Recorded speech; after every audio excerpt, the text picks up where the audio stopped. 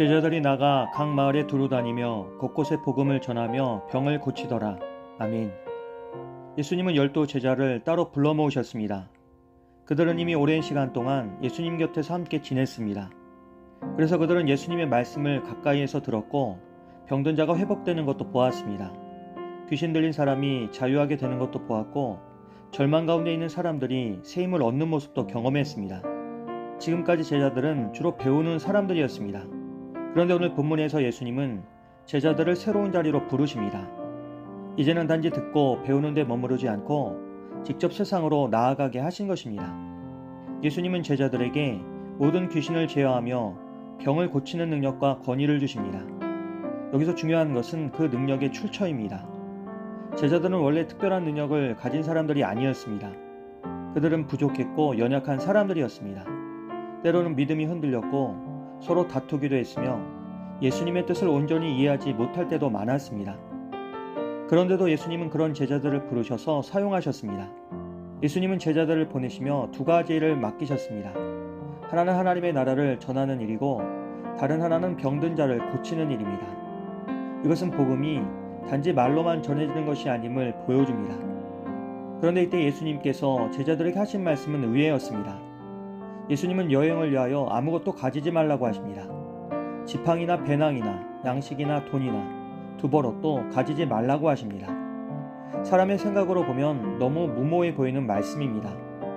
여행을 떠나는 데 필요한 준비조차 하지 말라고 하시는 것처럼 들립니다. 하지만 예수님은 제자들에게 무책임함을 가르치신 것이 아닙니다. 그들의 시선을 어디에 둘 것인지를 가르치고 계셨습니다. 사람들은 보통 눈에 보이는 것을 붙들고 싶어 합니다. 충분한 돈이 있어야 안심이 되고 준비가 많을수록 두려움이 줄어든다고 생각합니다. 그러나 하나님 나라의 일꾼은 자신의 조건보다 하나님을 더 의지하는 법을 배워야 했습니다. 결국 복음의 역사는 인간의 능력이나 계산으로 이루어지는 것이 아니기 때문입니다. 그렇게 하나님은 길을 여시고 하나님께서 필요한 것을 공급하신다는 사실을 예수님은 제자들이 경험하길 바라셨습니다. 또 예수님은 어느 집에 들어가든지 거기서 머물다가 거기서 떠나라고 말씀하십니다. 당시에는 더 좋은 대접을 받기 위해 이 집 저 집을 옮겨 다니는 경우가 있었습니다. 그러나 제자들은 자신의 편안함이나 조건을 따라 움직이는 사람들이 되어서는 안 되었습니다. 복음을 전하는 사람은 대접받는 것이 목적이 아니라 하나님 나라를 전하는 것이 목적이어야 했습니다. 그래서 예수님은 제자들에게 단순함과 진실함을 가르치셨습니다. 그리고 예수님은 만일 사람들이 너희를 영접하지 않으면 그 성에서 떠날 때 너희 발에서 먼지를 떨어버리라고 말씀하십니다. 여기에는 복음을 억지로 강요하지 말라는 뜻이 담겨 있습니다. 복음은 강제로 믿게 만드는 것이 아닙니다. 전할 책임은 있지만 억지로 마음을 바꾸게 할 수는 없습니다. 제자들은 예수님의 이 말씀에 순종하여 여러 마을로 나갔습니다. 그리고 곳곳에서 복음을 전하며 병을 고쳤습니다. 예수님께서 주신 능력과 권위가 실제로 나타난 것입니다. 한편 그 무렵에 분봉왕 헤롯도 예수님에 대한 소식을 듣게 됩니다. 사람들은 예수님에 대해 여러 가지 이야기를 했습니다. 어떤 이는 세례요한이 살아났다고 했고 어떤 이는 엘리야가 나타났다고 했으며 또 어떤 이는 옛 선지자 가운데 한 사람이 다시 살아났다고 말했습니다. 헤롯은 이 말을 듣고 혼란스러워했습니다. 그는 이미 세례요한의 목을 베게 한 사람이었습니다. 권력을 가지고 있었지만 그의 마음에는 평안이 없었습니다.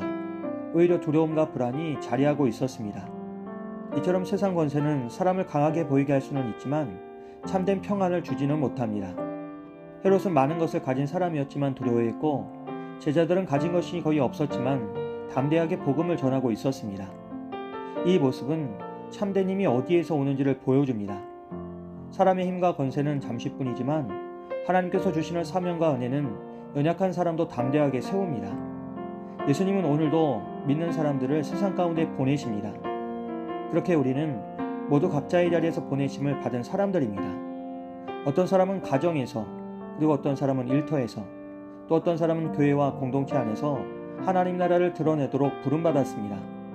우리에게 꼭 큰 능력이 있어야만 하나님께 쓰임받는 것이 아닙니다. 중요한 것은 그 자리에서 순종하는 것입니다. 우리도 때로는 자신이 부족하다고 느낍니다. 가진 것이 적다고 생각하고 내가 무엇을 할 수 있을까 두려워할 때도 있습니다. 그러나 예수님은 부족한 제자들을 보내셨고 그들을 통해 하나님의 일을 이루셨습니다. 그러므로 우리는 우리 자신의 약함만 바라보며 주저앉아 있어서는 안 됩니다. 하나님께서 함께 하신다면 우리의 작은 순종도 귀하게 사용될 수 있습니다. 또한 우리는 세상의 방식만 의지하지 말고 하나님을 신뢰하는 법을 배워야 합니다. 눈에 보이는 조건보다 하나님께서 역사하시는 믿음을 붙들어야 합니다. 오늘도 주님 우리를 부르시고 가라고 말씀하십니다. 그 부르심 앞에 순종하며 나가 하나님 나라를 드러내는 삶을 살아가는 우리들이 되길 주님의 이름으로 기도합니다.